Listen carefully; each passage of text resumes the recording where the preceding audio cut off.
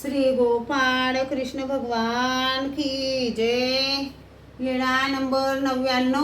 दायंबाच्या पत्नीच्या मरणाचे व दायंबाचे भविष्य। एके दिवशी सर्वज्ञ आसनावर बसलेले होते। जवळ दायंबा बसलेले होते। सर्वज्ञ म्हणाले, हा दायंबा आताच मेला असता तर बरे झाले असते। तेव्हा बाईसा म्हणाल्या, तर काय बाबा, या बापुड्या दायंबाने आताच मरावे का?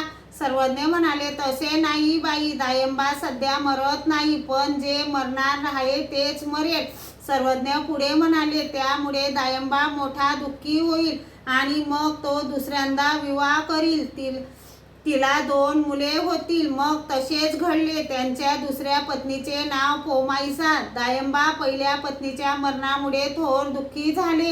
मग सर्वज्ञांजवळ आले। सर्वज्ञांनी त्यांना निरूपण केले। तेव्हा दायंबाने विचारले, जीजी, विकोचे सेवन करणे पाप नव्हे, तर तो विषय भोग धर्मापासून निरपून का काढतो? सर्वज्ञांनी म्हटले, भोजया, स्त्री म्हणजे मद द्रव्याचा रावोघा, आणिके द्रव्ये सेविलिया माजवी, ती श्री दर्शन मात्रेची माजवी। भट्टोबासांनी विचारले, जीजी, अजून कशाने माज उत्पन्न होतो? सर्वज्ञांनी म्हटले, श्री दर्शने माजवी, द्रव्य अस्तित्वे माजवी। श्री गोपाळ कृष्ण भगवान की जय।